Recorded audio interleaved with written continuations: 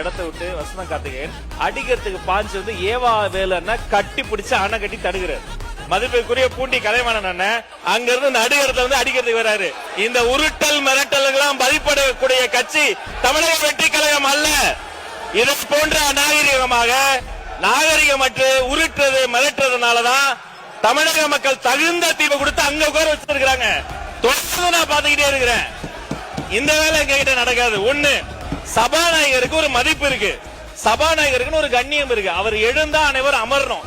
இப்பவும் இதேதான், இப்பவும் அதேதான். உட்காருங்க, உட்கார்ந்து பேசுங்க, உட்காருங்க, உட்கார்ந்து பேசுங்க. அவர் சபாநாயகர் ஒரு கண்ணியமிக்க பதவி, கொறடா ஒரு முக்கியமான பதவி. இப்பவும் பாருங்க, எழுந்து நின்று உரிமையில பேசுவது இதெல்லாம் நாகரிகம் கிடையாது.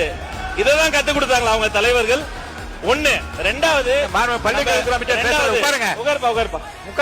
நம்முடைய சட்டமன்ற உறுப்பினர் அவருடைய முதல் அறிமுக உரை பேசுகிறாரு.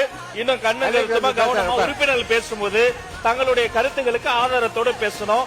ஆதாரம் கேட்கலாம். 5 முறை அவர் அறிமுக உரையை குறுக்கீடு செஞ்சு 5 முறை பேசிட்டாங்க. அவர் பேசிய கருத்துக்களுக்கு இப்ப நான் பேசுனத இப்பெல்லாம் நாகரிகமா பேசாதீங்க. உட்காருங்க, உட்காருங்க, உட்காருங்க. அவர் பேசின கருத்துக்களுக்கு ஆதாரம் இருக்கான்னு கேட்கலாம். ஆதாரம் இருந்தா அவர் சபாநாயகர் கிட்ட கொடுக்கலாம்.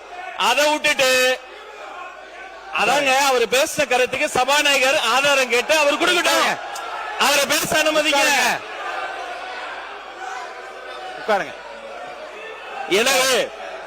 எனவே மாண்புமிகு சபாநாயகர் மூலமா நான் தெரிவித்துக் கொள்வது என்னன்னா, தயவு செய்து அரசியல் கட்சியில் இருக்கக்கூடிய அனைத்து கட்சி உறுப்பினர்கள் சபை மாண்பை முதல்ல காப்பாற்றணும். ஒரு மூத்த உறுப்பினர் ஏன்சாலே எல்லாரும் உட்கார்ந்துடும். அவர் கொரோனா ஏன்ஸ் நிக்கிறாரு, பின்னாடி இருந்து கத்துறீங்க. சபாநாயகர் ஏன்ஸ் நிக்கிறாரு, நடு கூடத்துக்கு வந்துட்டு வராரு, இன்னொருத்தர் தடுக்கிறார். இதெல்லாம் முறை இல்ல, மரபு இல்ல.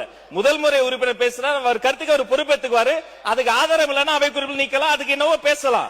5 முறை குறுக்கீடு செஞ்சுட்டு அவர் ஆதாரம் வச்சிருக்காரா இல்லையா, அது உண்மையா இல்லையாங்கிறத அவர் பேச அனுமதிங்க. அப்புறம் பொறுமையா கருத்தால் எதிர்கொள்ளுங்க.